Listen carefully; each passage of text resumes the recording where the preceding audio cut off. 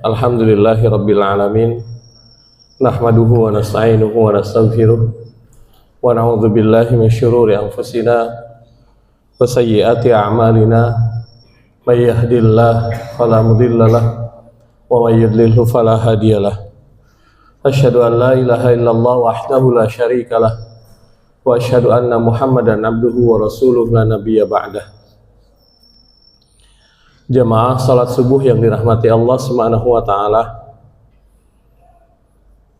Para nabi dan para rasul sebagai utusan Allah Subhanahu wa taala, ada momen di mana mereka mengadu atau berkeluh kesah kepada Allah Subhanahu wa taala. Karena itu sesuatu yang wajar mereka berkeluh kesah karena mereka juga manusia. Tetapi keluh kesah itu disampaikannya langsung kepada Allah Subhanahu wa taala. Aduan atau laporan keluh kesahnya para nabi dan rasul itu banyak diabadikan di dalam Al-Qur'an. Contoh misalnya Nabi Nuh alaihi salam di dalam surat yang dinamakan surat Nuh langsung ayat ke-21. Qala Nuhur Rabbi innahum masawni. Nabi Nuh berkata kepada Allah Subhanahu wa taala, mengadu, berkeluh kesah kepada Allah Subhanahu wa taala tentang apa? Tentang kaumnya. Innahum masawni. Sesungguhnya kaumku asawni, durhaka terhadapku. Kenapa mereka durhaka? Ittabi'u man lam yazidhu maluhu wa waladuhu illa khasara. Mereka durhaka kepadaku dan malah mengikuti orang-orang yang tidak memberikan manfaat sama sekali di dalam harta dan anak-anak mereka. Justru mereka mengikuti orang-orang yang merugi di dalam harta dan anak-anak mereka. Keluh kesah ini disampaikan langsung kepada Allah. Dan itu sesuatu yang wajar. Karena nabi atau para rasul juga manusia yang memang membutuhkan untuk berkeluh kesah, mengadu. Dan aduan ini langsung disampaikan kepada Allah. Lalu bagaimana dengan Nabi Muhammad sallallahu alaihi wasallam? Nabi Muhammad sebagai nabi kita, sebagai rasul kita, sebagai utusan terakhir yang kemudian umatnya sampai saat ini masih ada di antara umat-umat yang nabi-nabi yang lain. Kita lihat bagaimana Allah mengabadikan keluhan Nabi Muhammad sallallahu alaihi wasallam, salah satunya di dalam surat Al-Furqan ayat ke-30.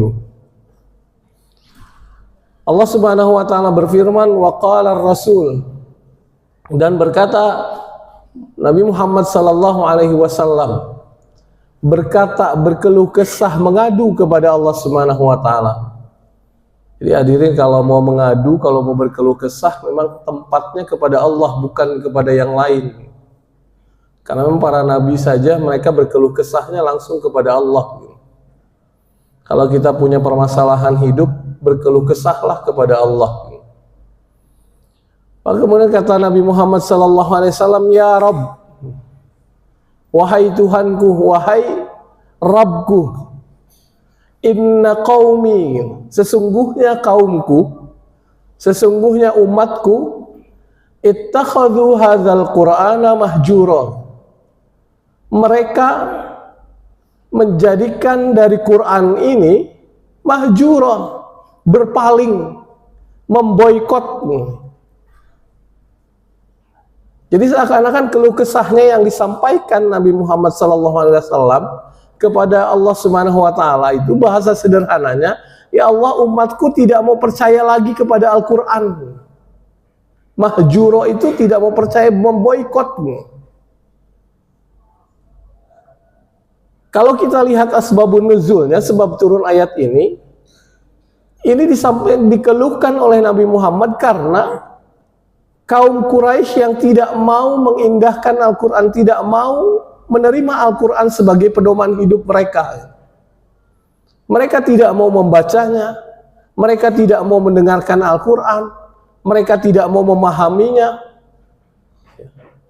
Itu yang disampaikan oleh Rasulullah SAW kepada Allah.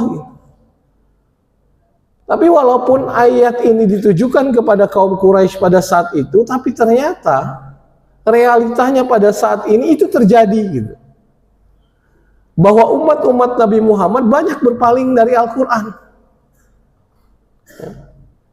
Umat-umat Nabi Muhammad SAW sekarang itu ternyata banyak yang mereka tidak mau membaca Al-Quran, mereka tidak mau memahaminya, mereka tidak mau kemudian mentadaburinya, mereka tidak mau mengamalkannya, bahkan pada satu titik mereka tidak mau menjadikan Al-Quran ini sebagai pedoman hidup. Ya, dan itu realita terjadi pada saat ini. Padahal Nabi Muhammad SAW berkeluh kesahnya, menyampaikan keluhan ini jauh ribuan tahun yang lalu. Tapi ternyata kemudian itu terjadi saat ini. Hadirin yang dirahmati Allah Subhanahu wa Ta'ala, tentu kita tidak menginginkan menjadi kaum yang dilaporkan oleh Nabi Muhammad SAW kepada Allah sebagai kaum yang memboikot Al-Quran. Kita tidak menginginkan kita digolongkan orang-orang yang berpaling dari Al-Quran. Lalu bagaimana caranya? Tentunya Allah Subhanahu wa Ta'ala, salah satu cara yang diberikan oleh Allah Subhanahu wa Ta'ala, menghadirkan Ramadan di tengah-tengah kita. Jadi fungsi Ramadan dihadirkan oleh Allah Subhanahu wa Ta'ala di tengah-tengah kita, itu adalah untuk kita kembali kepada Al-Quran. Kenapa? Karena Allah Subhanahu wa Ta'ala berfirman di dalam surat Al-Baqarah ayat 185, Syahrul Ramadan alladzi unzila fihil Quran. Bulan Ramadan itu adalah bulan di mana diturunkannya Al-Quran. Maka momentum Ramadan ini Allah berikan kepada kita sebagai momen untuk kita kembali kepada Al-Quran. Bagaimana caranya? Tilawah yang banyak, baca Quran yang banyak, tadabburi, fahami Al-Quran, amalkan Al-Quran dalam kehidupan sehari-hari, dan jadikan Al-Quran itu sebagai pedoman hidup kita. Jelas di dalam ayat ini disebutkan Al-Quran itu hudal linnas, sebagai petunjuk bagi manusia. Karena dia sebagai petunjuk, bahkan di dalam ditegaskan lagi di dalam surat Al-Baqarah, faman tabi'a hudaya fala khaufun 'alaihim wala hum yahzanun. Kata Allah, barang siapa yang mengikuti petunjukku, maka yakinlah, kata Allah Subhanahu wa Ta'ala, dia tidak pernah akan bersedih, dia tidak akan pernah takut, dia tidak pernah akan ada ketakutan di dalam hidupnya. La khaufun 'alaihim wala hum yahzanun. Jadi kalau kita menjadikan Al-Quran ini sebagai pedoman hidup, dari mulai membaca, memahami, kemudian mengamalkan, sampai akhirnya menjadi pedoman hidup bagi kita, kita tidak pernah akan ada ketakutan di dalam hidup ini.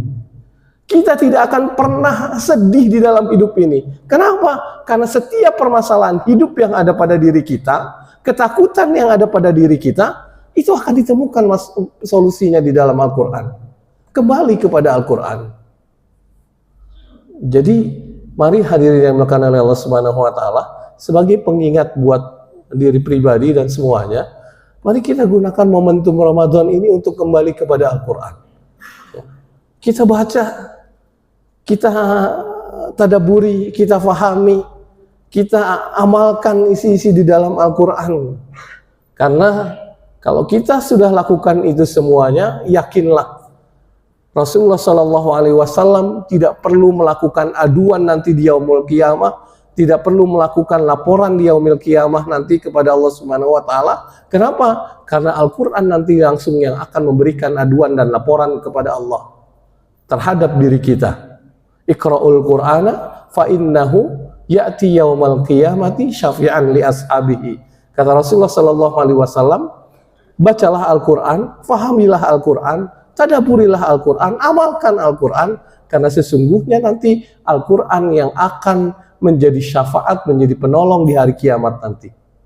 Jadi Rasulullah tidak perlu memberikan aduan, tidak perlu laporan, cukup Al-Quran yang akan memberikan laporan kepada Allah bahwa hamba ini, dia yang mengamalkanku, dia yang mentadaburiku, dia yang memahamiku di dunia, kemudian dia mengamalkanku dan menjadikan aku sebagai pedoman hidupnya. Mari ini menggugah kesadaran kita untuk semakin dekat dengan Al-Quran, semakin banyak kita berinteraksi dengan Al-Quran, dan mudah-mudahan ini menjadi titik awal kita untuk bisa menjadikan Al-Quran sebagai pedoman di dalam hidup kita. Wallahul muwaffiq ila aqwamit thoriq. Assalamualaikum warahmatullahi wabarakatuh.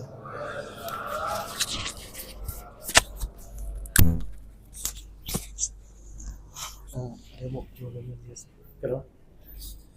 Ada yang mau saya. Oh.